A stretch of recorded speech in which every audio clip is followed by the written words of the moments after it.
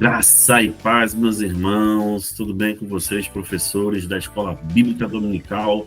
Estamos aqui para mais um podcast da nossa lição, examinar as Escrituras. Nessa jornada, estamos na lição de número 13, já discorremos aí várias lições, um grande aprendizado. E hoje nós vamos aqui tratar do tema necessidade de conhecer a Bíblia. Mais uma vez aqui conosco, Aurino Júnior, que faz parte da nossa diretoria. Aurino, pai do irmão. Rapaz, está aí mais uma vez. Que Deus abençoe a todos que estão acompanhando aí nossa jornada aí, né, de estudos. Essa revista que é muito rica, né, em conteúdo e tem abençoado a nossa vida. Rapaz, eu tô acompanhando a sua evolução, Júnior. Júnior, quando entrou nesse podcast, a câmera dele, a gente não conseguia nem ver Júnior direito. É verdade. Veja como agora tá limpo, até as espinhas do rosto a gente consegue ver. Graças a Deus, Júnior. Parabéns aí pela qualidade de imagem. Show, meu irmão. Mas já estava em reforma, já estava em processo, né? Já estava em processo. Pastor Hugo, prazer, paz. Ô, Micaías, tudo em paz, Diácono. Que alegria poder estar com vocês. Com você, com o Aurino. Estamos juntos aqui nessa caminhada, né? De crescimento na palavra. E eu fico muito feliz por poder participar desse podcast e participar desse momento de crescimento da igreja. Muito bem. Como eu aprendi com o senhor, quando a gente pega assim um grande tema, a gente já começa pelo questionamento. Isso. Por que a necessidade, minha gente, de conhecer a Bíblia? Eu queria já começar por aí, para depois a gente conectar com o texto básico, com o versículo-chave. Mas por que é necessário nós, cristãos, conhecermos a palavra de Deus? Quem começa? Eu acho que a introdução dele aqui, ele é sucinto e mostra para nós o propósito. Eu acho que em tudo que a gente quer usufruir, a gente sempre precisa acessar um manual, né? Tudo que a gente vai usufruir, a gente precisa acessar um manual. Compra um computador novo, precisa saber como é que mexe, como mexe naquele computador, ou naquele eletrodoméstico, eletroeletrônico. Tudo precisa de um manual.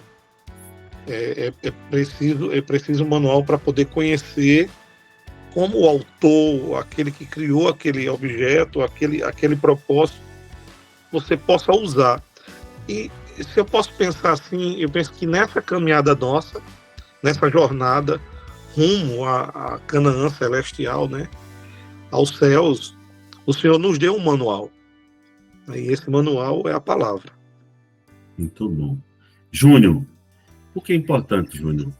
Eu, quanto professor de escola bíblica dominical, eu, cristão, membro de uma comunidade cristã, por que é importante eu conhecer a Bíblia? Isso é importante não só para o membro, né? Mas não só para o professor, mas de uma forma geral para toda a igreja. Né? Aqui a gente vê, ele já inicia falando assim, que para o cristão, não conhecer as Escrituras é um erro. Então, se somos cristãos, se estamos na caminhada da fé, não compreender as Escrituras, não conhecer de fato, isso é um erro para nós. Então, como é que a gente acerta? Nós só iremos acertar o caminho, né, como ele fala aqui na lição, se nós conhecermos as Escrituras, né, que nos guiará por esse caminho. E é um chamado não apenas para a liderança, não apenas para quem está lá ensinando, né, mas toda a igreja é chamada a conhecer as Escrituras, a crescer, né, em graça e em conhecimento. Muito bom. Pois bem, então para o texto base aqui, nós temos 1 Pedro 1:23, uma passagem muito importante, né, onde Pedro aqui escreve essa carta para as igrejas que estavam dispersas, né, correndo daquela perseguição. E nesse contexto eles encorajam, né, o Pedro aqui encoraja as igrejas lá, os cristãos, a viverem de forma santa e sobretudo crescer na fé. E ele enfatiza essa importância né, de conhecer a palavra de Deus e colocá-la em aplicação nas suas vidas. E aí, em 1 Pedro 1,23, diz assim: pois fostes regenerado, falando aqui do novo nascimento, não de semente corruptível, mas de incorruptível pela palavra de Deus viva e que permanece para sempre.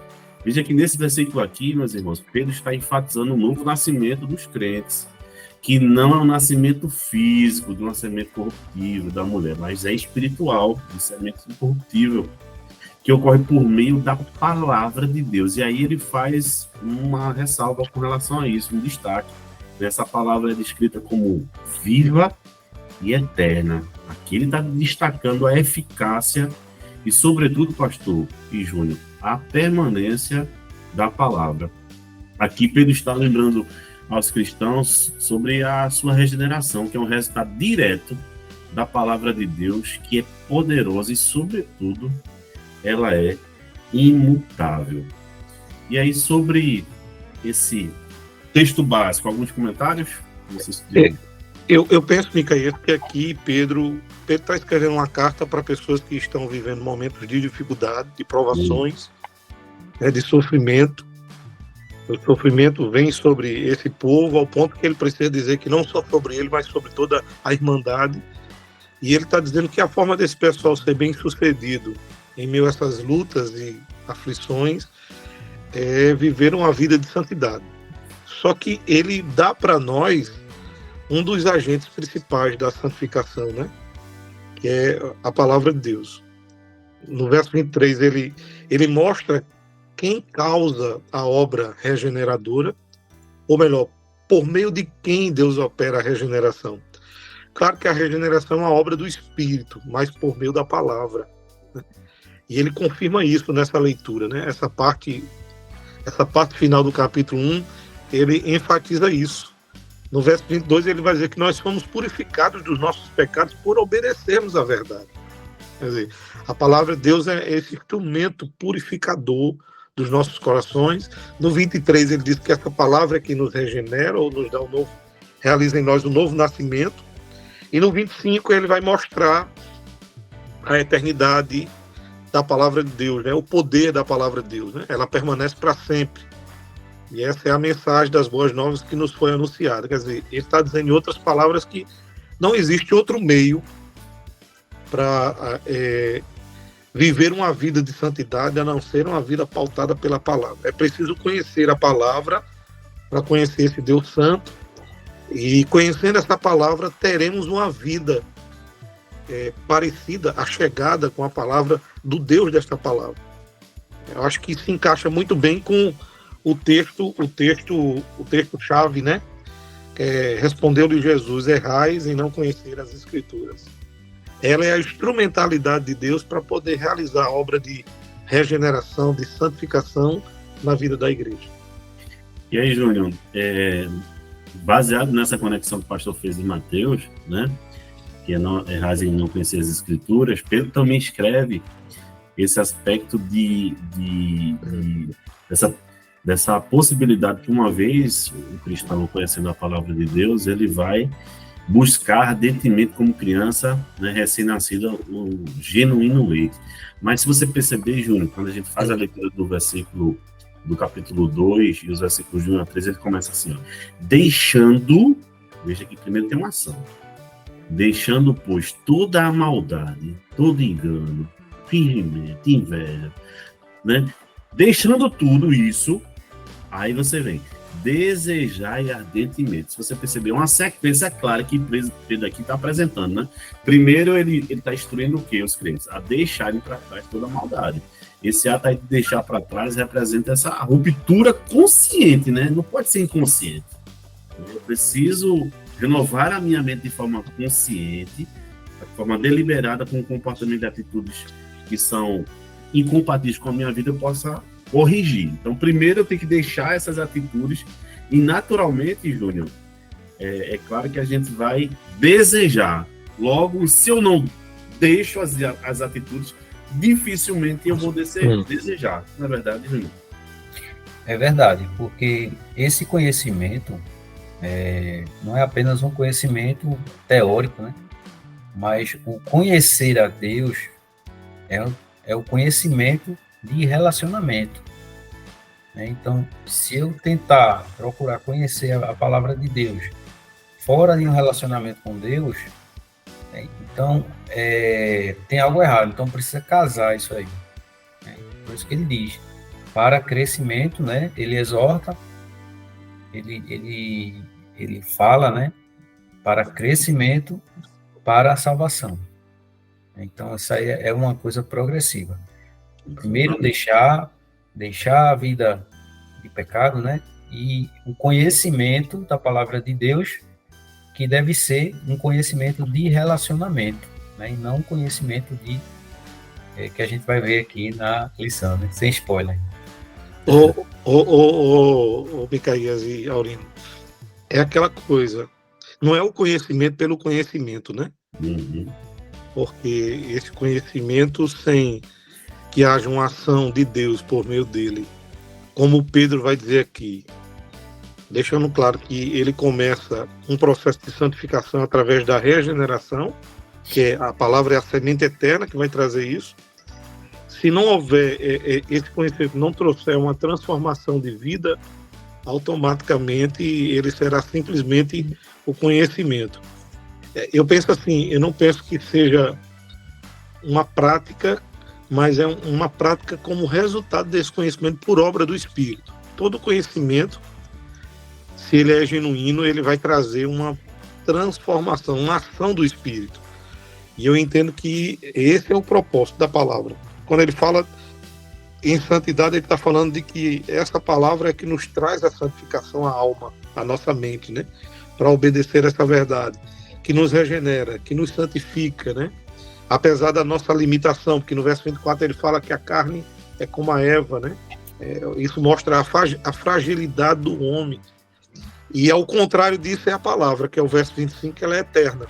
Eu acredito que é preciso uma obra do Espírito. A gente fala muito do poder da palavra, mas essa ação da palavra sem uma ação do Espírito vai ser puro conhecimento. Agora, esse conhecimento precisa ser transformado em uma vida, não de ação, mas uma vida que seja verdadeiramente dedicada para Deus. Muito bom.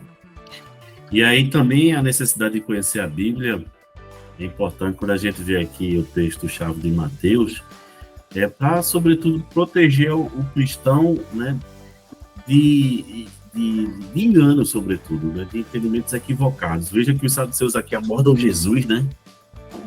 Tá lá, e agora eu vou pegar esse mestre e tal.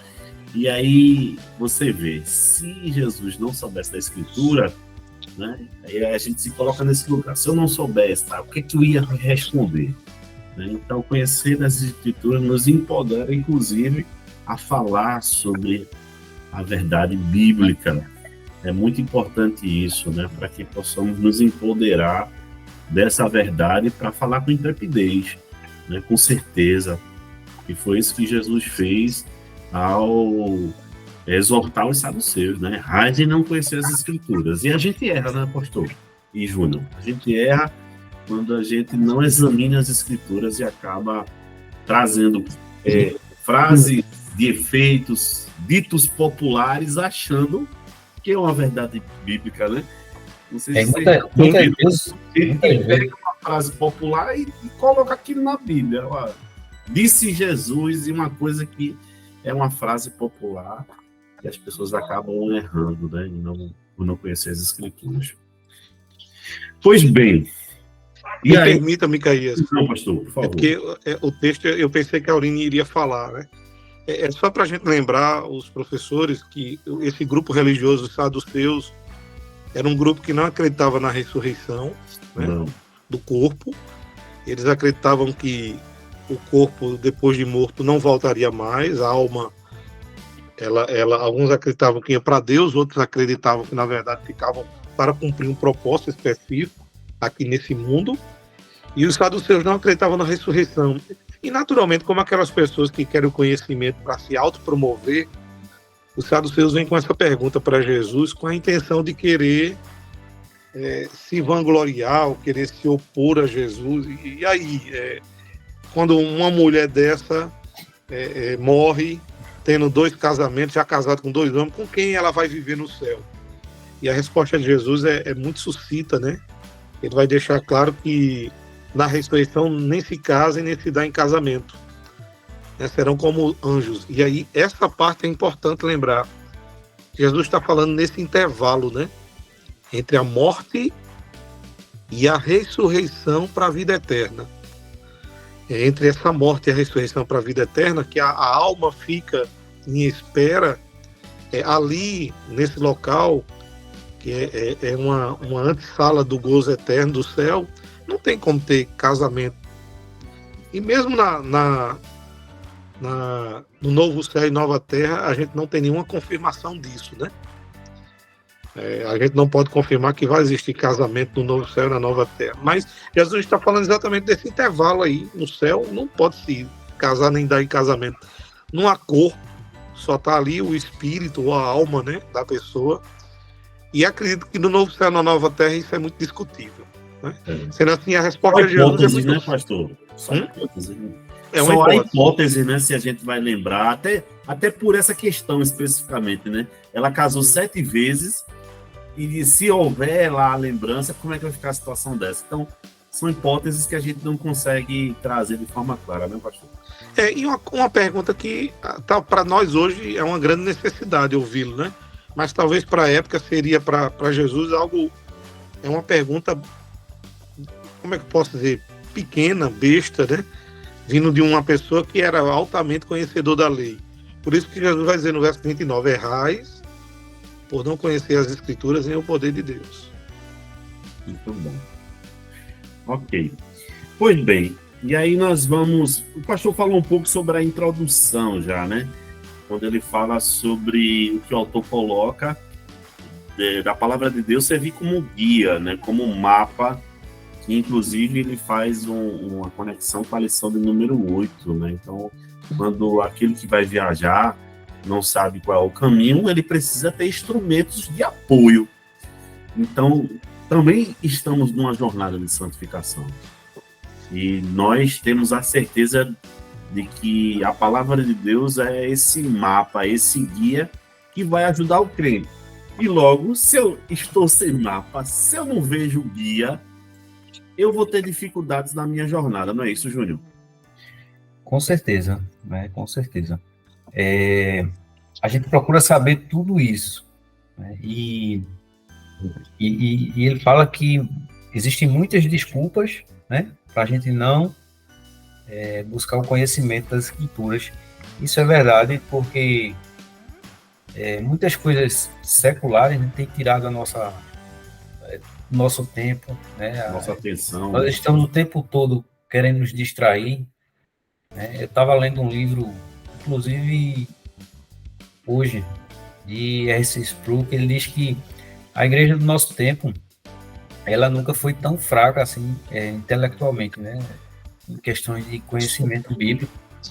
E ele diz que nós afirmamos, né, a importância que a tecnologia tem, nós afirmamos que a importância que a leitura tem, mas a gente está muito distante disso, né, de usufruir desse bem, desse prazer.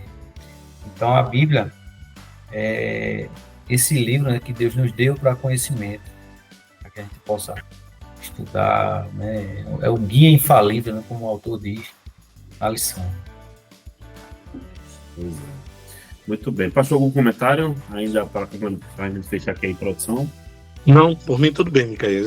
Só me permita, né, fazer uma observação. Júnior aqui falou. Eu acho assim que a gente precisa lembrar, e é bom que os professores ressaltem isso. Se queremos chegar ao céu, se nós queremos uma comunhão mais próxima de Deus, como Aurino colocou, a gente precisa visitar esse livro todo dia. Não como algo obrigatório, né? Não vou fazer porque o meu professor Aurino, Micaías, ou o pastor está mandando eu fazer. Mas pelo prazer de saber que nessa caminhada, quando nós nos debruçamos sobre a palavra a cada dia, nós estamos tendo o privilégio de ouvir a voz de Deus. para alimentar a nossa alma. E é isso que todo cristão deve fazer. Eu acho que aqui é uma continuidade da vida de devocionalidade da lição anterior. Ou eu tenho essa palavra como suficiente, como inerrante, como a voz de Deus, bradando ao meu coração para me alimentar, para me fortalecer, como algo necessário para a minha vida diária, ou vai ser simplesmente uma regra religiosa. Mas eu tenho certeza que quando a gente se dedicar a dizer eu vou ler a Bíblia porque eu quero ouvir a voz de Deus, eu quero alimentar a minha alma, a gente vai ser altamente nutrido, fortalecido de uma forma maravilhosa. Essa é a experiência. Muito bom. E aí, já respondendo aqui, o autor coloca alguns pontos sobre o porquê da necessidade de conhecer a Bíblia. E ele já começa com a primeira, né? Viver de modo digno. Então, o olhar já aponta para o indivíduo, né? E aí a pergunta é, no relato bíblico, há pessoas que não viviam de forma digna? E aí eu lembro alguns, por exemplo. Judas estava ali naquele contexto, mas ele não se adequava com a fé que estava processando ser um dos discípulos ali, né? Simão Mago, aquele que foi, né, inicialmente impactado pelas palavras de Jesus, e o segundo momento, quando ele vê Jesus e fala sobre a vida eterna, ele quer ali obter através de dinheiro, né, mais informações, e aí vai lá e adverte ele, né? Então ele não estava ali sendo digno. E tem Ananias e Safira, aquele episódio muito conhecido também, e o próprio rei Saul. São pessoas que a sua conduta não estava apropriada com a fé que professava. E na nossa jornada, a gente precisa ter muito cuidado para que a gente não seja esse tipo de personagem, aquele que não se adequa, né? Não está ali colocando nas suas práticas a fé que professa. Então, o primeiro tópico, ele já começa esse olhar para nós, para as nossas atitudes, para as nossas ações, para que venhamos a ter esse cuidado, não é isso? E aí, Júnior, pode comentar sobre esse primeiro tópico? Sim, conhecer a Bíblia para viver de modo digno, né? A gente sabe que, como cristãos, nós somos representantes de Cristo. Então, a conduta, ele fala sobre a conduta, né? Como Cristo viveu, né? Esse é o maior exemplo que o cristão tem. Como foi a vida de Cristo, como ele tratava a palavra de Deus, né? Como ele tinha uma vida de oração, né? Não era apenas saindo por aí ensinando, não, ele tinha um relacionamento com Deus, né? E esse é o cuidado que o cristão deve ter, né? Não como uma rotina, como o pastor bem falou, né? Não somente aos domingos, né? Porque aquilo virou rotina. Não, então eu vou para a igreja. Mas esse viver de modo digno, né? É essa vida, né? Que a gente sabe que não é fácil fugir totalmente do pecado, mas muitos não possuem esse temor, né? Diante de uma situação complicada, né? Então, é quando a palavra ela fere o nosso coração, e a gente está sempre buscando essa ferida novamente, né? Esse espelho, né? Então, viver de modo digno, né?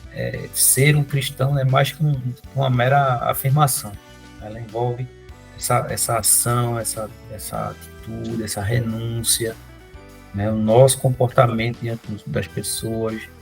Então, o autor diz aqui que Deus nos deu essa lei, né, para que pudesse dirigir a nossa fé e a nossa conduta. Então, é isso. Micaías, eu penso, eu acho que a gente precisa começar essa parte aqui sempre pensando no contexto. Eu acho que tudo que a Aurino colocou aqui é exatamente o propósito pelo qual Paulo está falando isso. Mas a gente precisa analisar o contexto, né? Colossos era uma cidade que estava tendo algumas dificuldades na área da religião. Quando Paulo começa esse texto, ele agradece a Deus pela vida daquela igreja, mas observe que ele agradece pela vida de Epáfras, como diz no capítulo 1, verso 7, que foi aquele que instruiu esse povo. Mas Epáfras vem a ele está na prisão em Roma, a carta de Colossos é uma carta da prisão, para relatar os problemas que aquela igreja estava vivendo. E eu devo lembrá-los aos professores que essa igreja estava passando por um problema gravíssimo. Estava se iniciando aqui uma das grandes heresias do século I, que era o gnosticismo. E era uma busca por um conhecimento de Deus sobrenatural, mas que só podia ser oferecido, esse conhecimento de Deus só podia ser oferecido a pessoas inteligentes, mas que ao mesmo tempo buscavam um certo misticismo extremo. Essa igreja estava elitizando, havia pessoas elitizando a busca de Deus. Alguns entre eles estavam adorando a anjos, realizando culto a anjos. E outros, baseado nessa semente que estava começando o gnosticismo, questionando a pessoa de Cristo. Cristo não é Deus, ele é um pequeno Deus. É um ser que Deus criou com poder mais inferior a ele. E por isso que a gente vai observar que Paulo vai dizer assim, eu estou orando por vocês, Colossenses, a partir do verso 9 até o 12. E por que Paulo está orando? Ele não cessa de orar por esse povo, tá? Diz o verso 9. Para que eles possam transbordar do conhecimento da vontade de Deus e de toda a sabedoria e entendimento espiritual. O que é que Paulo está questionando? Paulo está dizendo assim, meus irmãos, vocês precisam conhecer ter o verdadeiro conhecimento de Deus. E aí esse conhecimento vai trazer para vocês uma vida de modo digno, de forma inteiramente agradável a Deus. Quer dizer, o que Paulo está dizendo é que aquele conhecimento que estava abrangendo aquela igreja, que Epáfras estava preocupado como pastor, e por isso foi passar para Paulo lá na prisão, era um conhecimento que estava fugindo da palavra. Era um conhecimento esotérico, místico, destituído da palavra, e esse é o grande contexto desse. E eu queria muito que os professores atentassem para isso. Paulo está chamando aquela comunidade ao conhecimento restrito da palavra, porque havia uma busca de Deus de forma errada, mística, esotérica, né? De forma que queria negar a divindade de Cristo. Por isso que a partir do verso 13, ele vai enaltecer a pessoa de Cristo, mostrar a excelência de Cristo e da sua obra, né?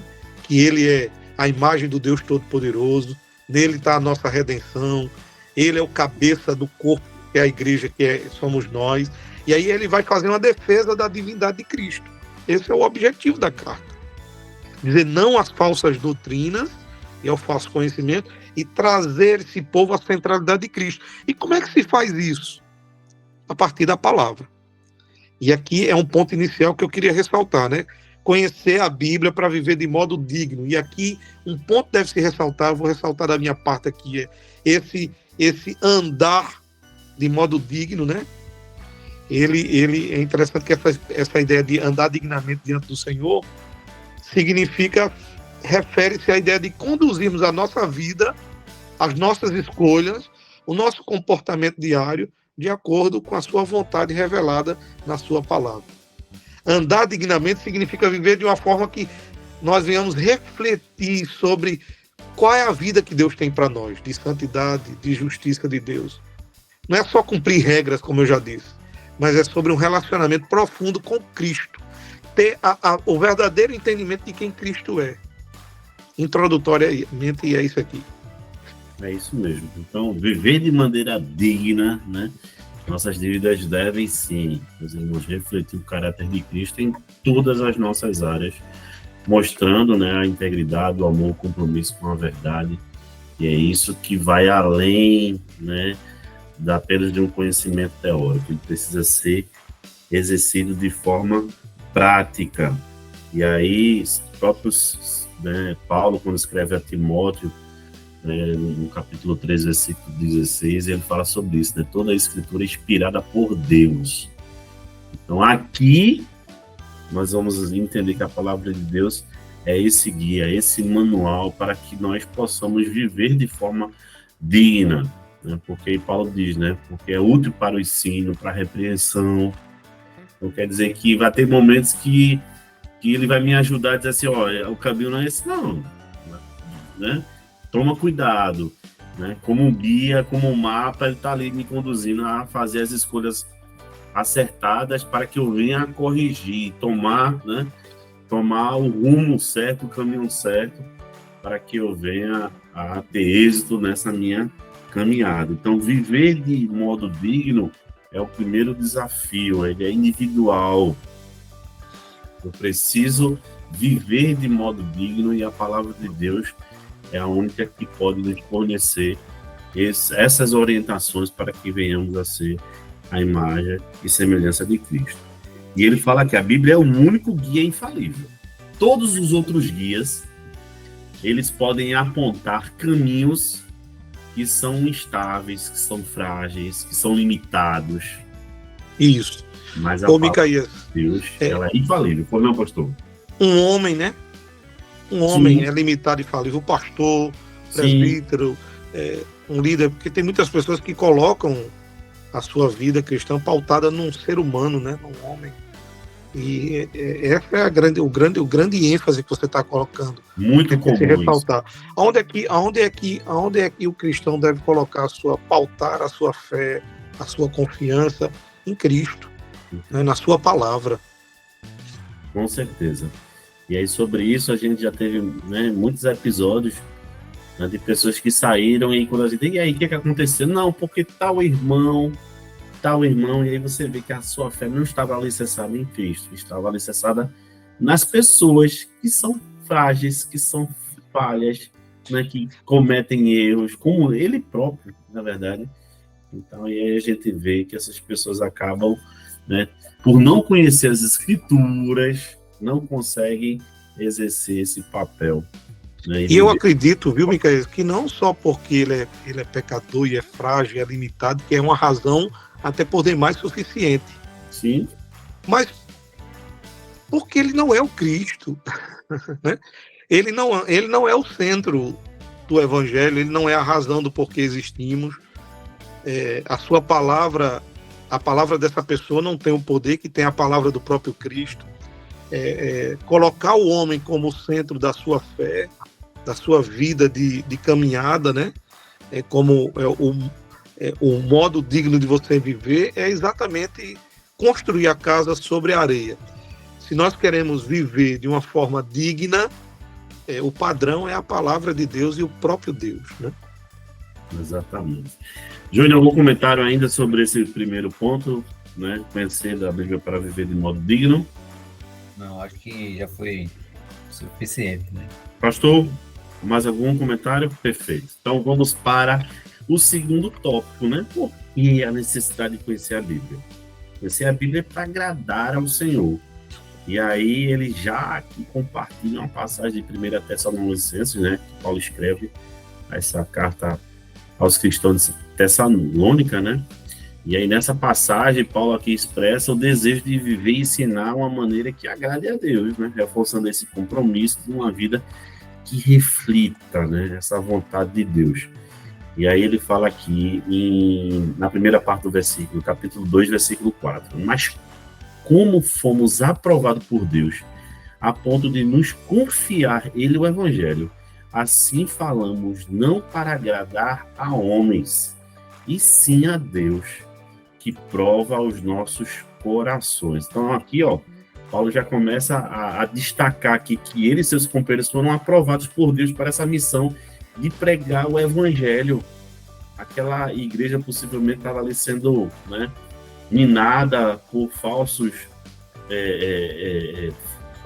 profetas, aqueles que vinham, como chegou lá na Galácia também, né, judaizantes, colocar mais elementos para que as pessoas pudessem, né, tirar Jesus do centro, né? E essa prova aqui implica que Deus testou e considerou Paulo e seus companheiros fiéis e dignos de confiar-lhes a proclamação das boas novas. Então, ele estava deixando claro que o que estava sendo compartilhado com aquele povo, né, estava sendo compartilhado porque foi confiado a Deus, por Deus, aqueles homens, para levar a mensagem que era fiel, né, que era verdadeira.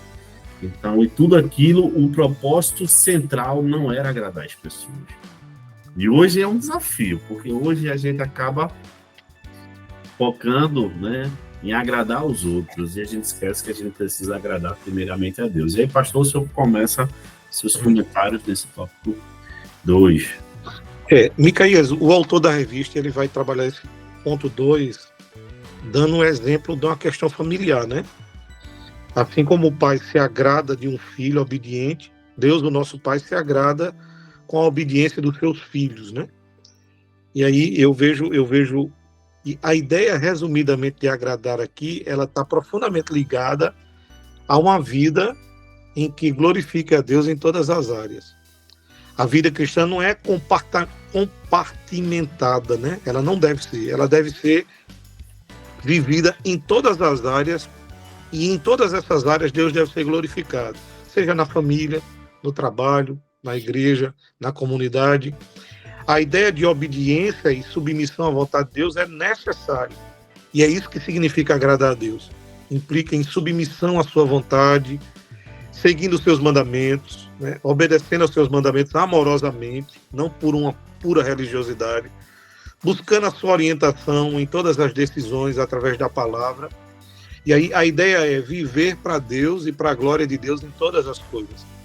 Paulo vai nos ensinar que nossa motivação deve ser sempre a glória de Deus e não a nós mesmos. Porque como é que eu vou viver para agradar a Deus? Se eu viver de acordo às suas ordens, seus mandamentos, obedecendo aos seus mandamentos, com amor, de forma graciosa. E aí a gente entende que isso está profundamente ligado à nossa missão, né? De anunciar Cristo, de pregar Cristo ao mundo, né? A igreja saber que para que ela existe. Eu digo hoje, e queria ressaltar os professores para eles ressaltarem isso. A gente, muitas vezes, não está sendo a igreja que Cristo quer que sejamos. Porque Cristo estabeleceu a igreja para viver uma vida de comunhão com Ele e o Pai, através da oração. E a gente ora muito pouco.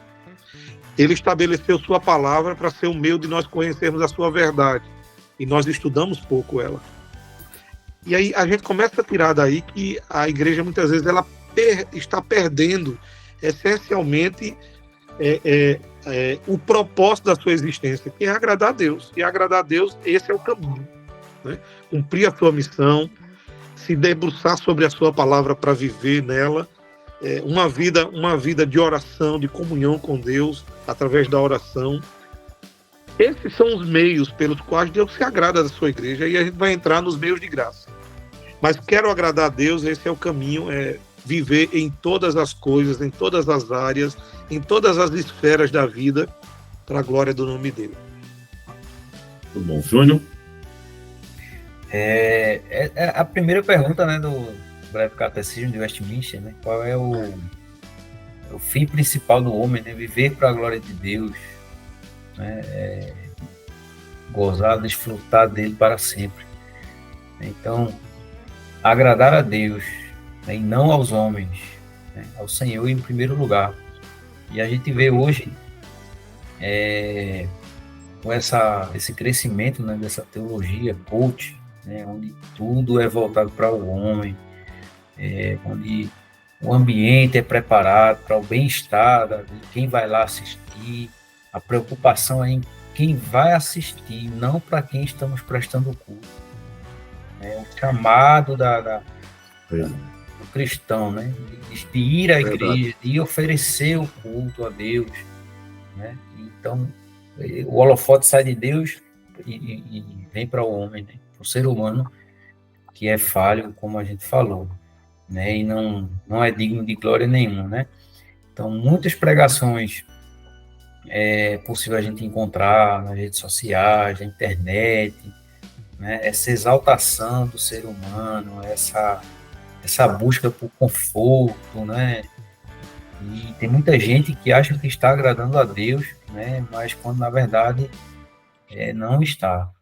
Então esse desvio dessa verdadeira doutrina, né? Dessa ortodoxia tem feito isso na vida das pessoas, né? E o autor ele fala essa relação, né, de pai e filho, né? É uma relação, não é apenas um conhecimento distante, né? Jó falou isso, né? Antes eu te conhecia só de ouvir falar, mas agora meus olhos te veem. É uma relação de amor de pai e filho, né? Não pode ser diferente. Então, Jesus fala em Mateus 7,11, né? Se vós sendo maus sabeis dar coisas boas aos vossos filhos, quanto mais vosso Pai que está nos céus dará bem aos que pedirem. Ou seja, existe uma relação realmente verdadeira de pai e filho. Então, se o nosso amor, que é tão grande como o pai, é tão falho, imagina o amor que Deus tem. E ele fala, né, sobre a igreja, quando a igreja, ele dá o exemplo da grande comissão, quando ela está com essa tarefa de chamar outro para segui-lo, isso é demonstrar amor para com o próximo, né? Esse amor que nós recebemos, isso é demonstrar que as vidas devem ser alcançadas, tudo com o mesmo intuito, que é a glória de Deus. Exatamente. Ô Micaías, me permita, Não, Aurino falando, me veio à mente isso. Você vê que ele fala a ideia de viver para Deus, para agradar a Deus, para glorificar a Deus, como eu tinha dito também. Essa é a luta do cristianismo, a centralidade em Deus e não no homem, que Aurino falava. A gente muitas vezes busca esse agradar ao homem, e quando eu digo homem, seja agradar a nós mesmos ou a outra pessoa. E a vida para agradar a Deus é exatamente essa renúncia, de não buscar fazer o meu desejo, mas buscar fazer a vontade de Deus. Quer dizer, uma vida centrada em Deus, uma adoração centrada em Deus, um culto centrado em Deus, uma vida, seja no lar, no trabalho ou na família, colocar Deus como centro, né? É a forma de agradá-lo. É ele ser o centro de todas as coisas, como a Bíblia nos ensina. Verdade. Muito bem, então vamos viver para agradar a Deus em tudo que fazemos, né? Não só em palavras, mas de forma prática também. Pois bem, e aí nessa jornada nós chegamos no terceiro tópico, né, de por que a necessidade de conhecer a Bíblia, para conhecer a Bíblia para frutificar em boa obra. E aqui o autor já começa dizendo assim: aqui a chamada é para o crente produzir frutos. Quando andamos com o Senhor, por meio da sua palavra, e permitindo que o Espírito Santo nos controle. Veja que existe aí, né, algumas condições que são importantes. Aí sim, frutos preciosos são produzidos em nós. E aí é o primeiro desafio que compete a nós, né? Deixar que o Espírito Santo nos controle, nos conduza, né? E por meio da sua palavra nós vamos possibilitar com que tenhamos esse controle do Espírito Santo. Veja que tudo está conectado. Eu não consigo produzir frutos se eu não for controlado pelo Espírito Santo, e por meio, né, de andar segundo os mandamentos do Senhor, por meio de sua palavra. Então veja que são condições que são conectadas a produzir os frutos. Tem muita gente que está querendo, né, que seus frutos apareçam, mas está esquecendo das condições que são necessárias. É uma regra básica da agricultura, né, Júnior? Então a gente tem lá nosso pedacinho de terra, pastor. Se a gente não cuidar dessa planta, se a gente não for lá podar no momento correto, colocar os adubos que são necessários, fazer a limpa para tirar todas as impurezas, então, se não fizermos essa etapa, a gente vai ter dificuldades para colher os frutos. Mas quando a gente se dedica, quando a gente vai lá, faz a poda no momento certo, né, faz a aplicação né, das vitaminas, dos nutrientes que são necessários para aquela planta, naturalmente o fruto virá. Naturalmente o fruto virá. Então, eu queria ouvir de vocês aí, Júnior, pode começar com você, sobre você que é um agricultor, conhecedor. Não, eu tô precisando de umas aulas, né? Eu já vi que você está com um conhecimento muito vasto aí, né? Eu estou precisando realmente dar uma olhada melhor ali. Mas vamos lá. Ele fala sobre frutificar, né? Boa obra, os frutos.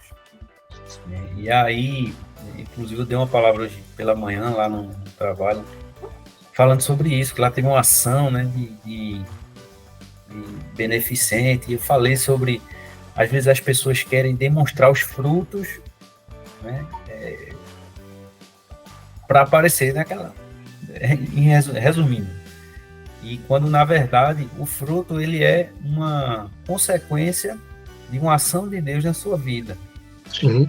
Então, não é observar os frutos e focar nos frutos, mas que deve ser algo natural. Eu estava até lendo um autor que disse que quando você foca nos frutos, né, você já está indo pelo caminho errado, né? Então, quando você esquece... Antecipando as etapas, né? Quando você esquece de focar nos frutos, mas apresenta eles, né, em razão daquilo que aconteceu na sua vida, da ação do Espírito Santo, né? Então, isso é a boa obra, né? Como a palavra nos diz. Então, é crescer para frutificar, né? Por isso que é necessário conhecimento da Bíblia, a palavra de Deus, né? Esse processo de crescimento. Quem dá também é o próprio Deus, né? Nunca é mérito nosso. E ele diz não é do dia para a noite, né, Júnior? Exatamente, né? Precisa de tempo, né? É necessário dedicar tempo, né? Não é do dia para a noite, como você falou. E é aquela coisa, né? Como a palavra nos diz, né? Pode uma árvore boa dar frutos ruins, ou o inverso, pode uma árvore ruim produzir frutos bons. Então, quando estamos enxertados, né? Na videira, então iremos frutificar. Então, isso é algo natural, né? Natural de natureza, da nova natureza. E por isso que é natural. Então, nós, após a ação do Espírito, né? Nos dando nova vida, né? Já estaremos unidos a Cristo, enxertados. Daí surgirão os frutos, né? Os verdadeiros frutos que provêm de Deus. Muito bom. Isso. E aí eu preciso colocar, a Aurino já colocou muito bem, mas essa ideia de os frutos não são as primeiras coisas que nós vemos numa árvore. Ela precisa ser adubada, nutrida, ela precisa com que suas raízes se aprofundem no local. Quando a gente diz criar raízes, é que ela precisa criar raízes porque ali ela vai ter sustentabilidade, vai ter nutrição, é onde ela vai ter o alimento, certo? Naturalmente, uma árvore que você tira, uma vez eu dei um exemplo, né? Porque os crentes não conseguem entender isso.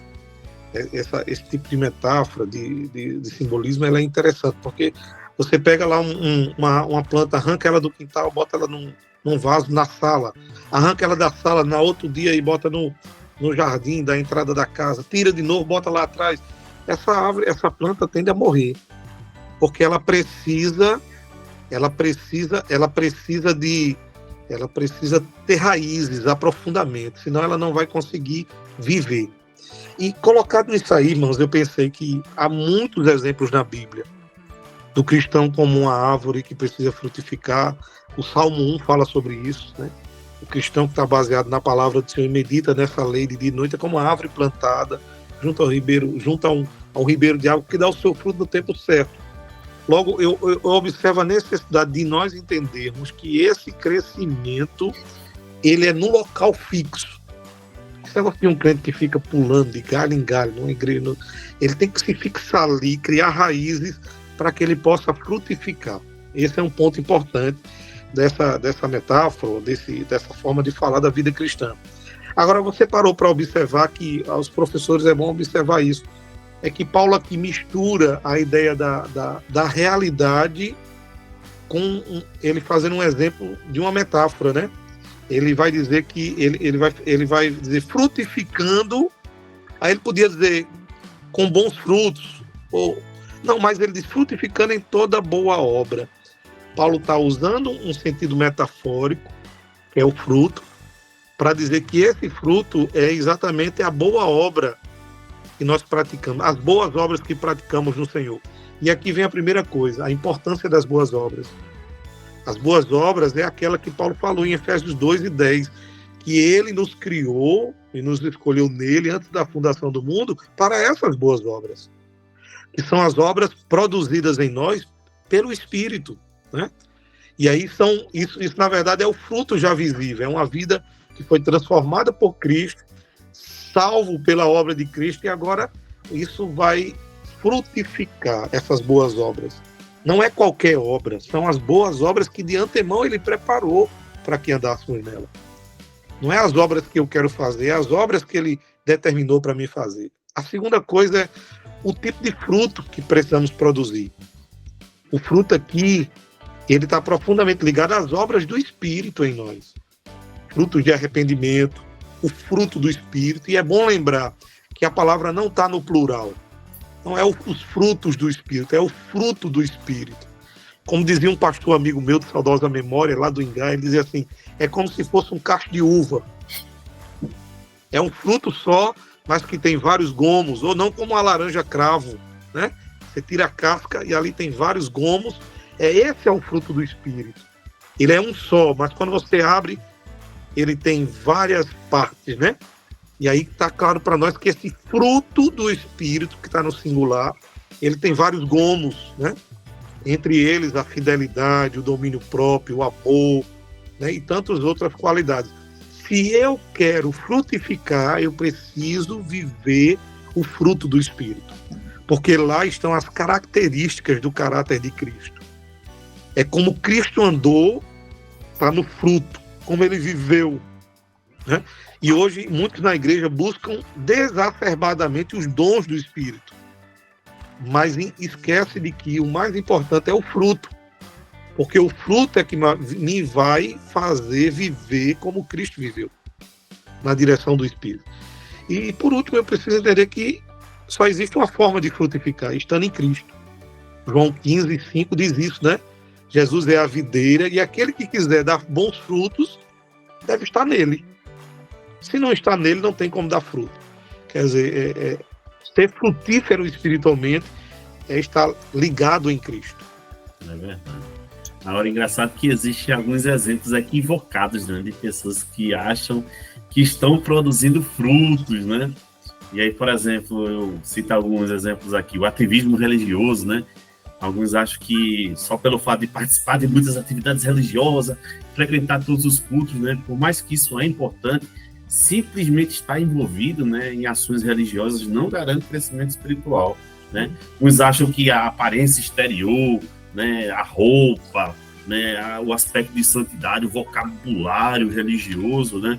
Isso Jesus mesmo criticou os fariseus, né, porque focaram nas aparências externas e negligenciaram a justiça, a misericórdia, a fidelidade, né? Outros, eles conectam frutos relacionados à prosperidade material, por exemplo. Alguns cristãos acreditam que quanto mais eu sou próspero financeiramente, são sinais divinos, né, da frutificação, né?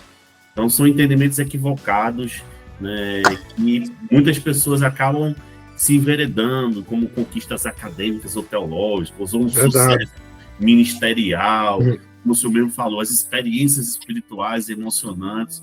Então, tudo isso são frutos equivocados que as pessoas acham que é fruto e que, na verdade, não são, não é isso, pastor? Sim, e aí a gente precisa identificar à luz da Bíblia o que são esses frutos, ou esse fruto, né? Eu preciso entender que é aquilo que o autor mesmo coloca aqui, dando o exemplo citando Champlin, né? E outros teólogos, é o fruto do Espírito, é o amor, a alegria, a paz, longanimidade, benignidade, bondade, fidelidade, mansidão e domínio próprio. Interessante que alguns teólogos, alguns comentaristas, eles vão dividir esse fruto em partes, né? Os 3 primeiros vai tratar da relação minha com Deus, amor, alegria e paz. Eu só vou encontrar isso nele, o verdadeiro amor, a verdadeira alegria, a verdadeira paz nele. Ele me oferece o verdadeiro amor, a verdadeira alegria e a verdadeira paz. Os outros três, a longanimidade, benignidade e bondade, é para a relação da minha pessoa com o meu próximo. Eu preciso ser com o meu irmão longano, benigno, bondoso. Todos esses são frutos que estão ligados ao caráter de Deus. Mas esses aqui estão falando da necessidade da minha relação com o meu próximo. Eu tenho que ser longano, benigno, bondoso. E aqui a relação é horizontal. Os três primeiros eu recebo dele, é vertical. O segundo é horizontal. E o terceiro é comigo mesmo. Né? Fidelidade, mansidão e domínio próprio. É eu trabalhando em mim mesmo, para viver de uma forma que eu agrade. Né? Muito bom. E aí nós vamos para o último tópico. Por que é necessário conhecer, né, a Bíblia? Para conhecer, sobretudo, a Deus. Né? E o autor coloca aqui uma passagem de Oséias, onde ele chama o povo ao arrependimento e ao retorno para Deus, porque o povo, né, frequentemente se afastava dos seus mandamentos. Ele destaca, né? Conheçamos e prossigamos em conhecer ao Senhor. Né? Esse trecho aqui, ele expressa o desejo de um chamado para buscar continuamente, de forma diária, cotidiana, o conhecimento mais profundo de Deus. Essa repetição aqui, conheçamos e prossigamos em conhecer, enfatiza essa necessidade de um esforço constante, perseverante, né, para se aproximar de Deus, né? Então não é suficiente ter um conhecimento superficial, né, teórico, esporádico, né? O relacionamento com Deus requer um empenho contínuo para fazer. Então, mais uma vez, precisamos abrir mão e priorizar as nossas escolhas para que conheçamos ao Senhor. Não é isso, Júnior? Isso, é como ele diz aqui, né? Não se trata do conhecimento intelectual, né? Como já foi bem falado aqui, mas do conhecimento pessoal. Aquele relacionamento que eu falei, né? Inclusive eu dei o exemplo de Jó, é que Deus, ele não é um pai distante. Né? Jesus, ele disse que estarei conosco todos os dias até a consumação dos séculos. Então, se Deus está comigo todos os dias, então é necessário que eu o conheça. Como não conhecer um pai que está comigo todos os dias? Então, acho que existe uma dificuldade nessa relação. Mas quando você conhece, né, de fato, isso é preciso dedicar tempo, né? Isso é o relacionamento. O relacionamento é tempo, né? Dedicação de tempo.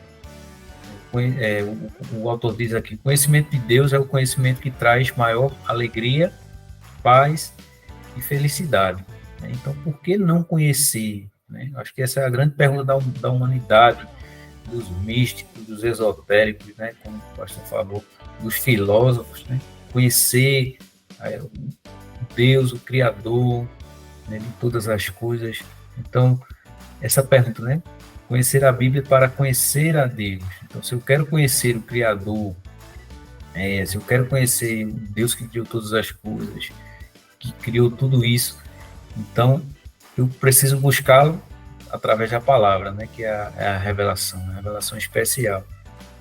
Então, o autor também diz que é a Bíblia que nos mostra a natureza, os atributos e o caráter de Deus. Então, dessa forma que eu irei conhecer a Deus, conhecendo seus atributos, seu caráter, né? Não imaginando um Deus à forma humana. Né? Muitas vezes as pessoas fazem um Deus à sua imagem. Né? Então, na verdade, a gente precisa conhecer Deus da maneira como Ele é e do modo como Ele quis se revelar, através da sua palavra. Então, é na Escritura que a gente conhece, é na Escritura que a gente tem esse relacionamento, né, como o autor diz, não intelectual, não conhecimento intelectual, mas o conhecimento pessoal. Então, ele diz assim, né, por meio dela que Deus se aproxima de nós, né, e nós nos relacionamos com Ele. Então, nós sentimos ele de fato falando ao nosso coração, né? E finalizando, ele fala de Cristo, né? Não seria possível conhecer a Deus sem conhecer a Cristo, que é consubstancial com o Pai, né? Que possui a mesma essência, as mesmas qualidades, né? Então, só através de Cristo, o Logos, o Verbo encarnado, que é a exata expressão do ser de Deus, né? E é na sua palavra que eu vou encontrar Cristo, né? De Gênesis a Apocalipse, é Cristo o centro de tudo e quem nos garantiu que estaria conosco todos os dias, né? Então é por isso que eu preciso conhecer a Cristo. E aí, pastor, o profeta aqui, no caso da segundo versículo que ele ressalta, né, o profeta Jeremias aqui está confrontando a nação de Judá pela sua falsa confiança na sabedoria humana, no poder, nas riquezas, né, enquanto estão ali negligenciando o conhecimento e a prática da justiça, da misericórdia. Por isso que o profeta diz assim, mas o que se gloria, né, nessas coisas, glorie-se nisso, em me conhecer e saber que eu sou o Senhor. Tem muita gente que acaba se gloriando, né, nas coisas que são aqui dessa terra, limitadas, né, e acabam perdendo tempo, né, devendo se gloriar em Cristo. O seu áudio está fechado, pastor. Obrigado, Micaías. Micaías, eu concordo em tudo que a Aurino falou, e eu queria só dar aquela complementação, né? Mas eu queria pensar com vocês, assim, para os professores pensar. Nós conhecemos a Deus, o que conhecemos de Deus é porque Deus quis que nós conhecêssemos. Exato. E como é que Deus mostrou isso? Através da sua revelação. Se ele não quisesse se fazer conhecido de nós, nós não o conheceríamos. Porque essa caminhada de crescimento no conhecimento de Deus não depende de nós. Depende de Deus de querer ser conhecido. Né? E como ele demonstrou que queria ser conhecido? Através da revelação dele. E essa revelação dele está registrada na Bíblia. Esse é o caminho. Aprove a Deus a dizer que o verdadeiro conhecimento é dado por meio da sua revelação. E aprove a Deus também definir de que para poder conhecê-lo profundamente é preciso estudar a sua palavra. Né? Por mais que a gente diga, como a gente colocou aqui, que o conhecimento teórico não vai trazer isso, mas é preciso haver a busca, o estudo da revelação de Deus, que é a palavra, para ter esse conhecimento. Eu me lembrei da expressão de Pedro, na sua segunda carta, capítulo 3, verso 18. Eles antes crescei na graça e no conhecimento do Senhor e Salvador Jesus Cristo. São duas coisas que têm que estar balanceadas nos meios de graça. A oração, a santificação, mas entender de que se queremos conhecer a Deus, as suas obras, a sua natureza, o seu poder, isso só está revelado em um livro, na Bíblia. Precisamos nos deter na Bíblia, estudar a Bíblia profundamente. E aí eu concluo pensando que esse conhecimento de Deus, assim como foi um processo revelador, ele demorou, essa revelação dele é progressiva, ele não se revelou totalmente num momento único, mas foi progressivamente. Esse conhecimento de Deus também é um processo. Né? Nunca chegaremos ao ponto de sabermos tudo sobre Deus, nem através do estudo da sua palavra e nem através das práticas, né, do exercício espiritual. O grande problema é que as pessoas querem separar essas duas coisas e não se deve separar. Uns acham que está buscando a Deus quando só ora, jejua e mais do que os outros, ele está buscando esse conhecimento de Deus, e aí esse conhecimento por meio desses meios destituídos da palavra se torna esotérico. Como também só buscar o conhecimento sem essa prática de oração vai ser puro intelectualismo. Por isso que Pedro vai dizer que a gente precisa juntar essas duas coisas, né? Nós precisamos da graça e do conhecimento. Quer dizer, a graça é vida de oração, de adoração, e esse conhecimento é crescimento na palavra. Logo eu entendo que é um processo. Crescer no conhecimento de Deus é um processo contínuo. Quando você olha para alguém e diz assim, rapaz, como fulano conhece a Bíblia, fique certo de que não foi uma coisa do dia para a noite. Foi um processo de devocionalidade, de estudo, de dedicação, de oração, né? De meditação, né? De vida com Deus. E aí a importância da palavra. A Bíblia é a principal fonte do conhecimento de Deus. Não existe outra fonte. Se você orar e jejuar, destituído daquilo que próprio Deus ensinou na sua palavra, como deve ser exercido esses meios de graça, você está vivendo um esoterismo, uma espiritualidade que não está em Deus. Sendo assim, a palavra é esse guia. Ela vai regular a minha relação com Deus. Ela vai dizer o quanto estou profundo nesse relacionamento e nesse crescimento espiritual com Deus ou não. Se eu quero um crescimento saudável em Deus, mesmo através da oração e dos meios de graça, eu devo fazer isso de acordo com a palavra. Esse é um ponto principal. E isso vai desaguar em um relacionamento íntimo com Deus. Com certeza. Né? Com certeza. E aí, só abrindo um parênteses, né, nas aulas das quintas-feiras com o pastor, né? O pastor já trouxe isso, né? Sobre o aspecto da revelação geral e revelação especial, né? A palavra está contida na revelação especial, né? Lembrando que a revelação geral se dá por meio da natureza, da história, no processo de consciência humana, e a palavra está dentro do contexto da revelação especial. Prossigamos, meus irmãos, para o conhecimento da palavra, e assim, com certeza, nós vamos nos fortalecer dessa caminhada em rumo ao céu, né? Estar com Cristo.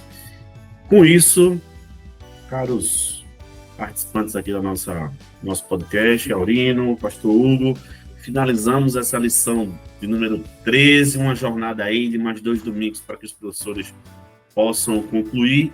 E aí agora eu passo para vocês, para as últimas palavras, né, de agradecimento, encerramento ou considerações finais, começando pelo nosso diretor também, vice-diretor, diretor, Aurino Júnior, futuro diretor também, tá tudo junto, né, Júnior? Júnior, suas palavras finais, amigos.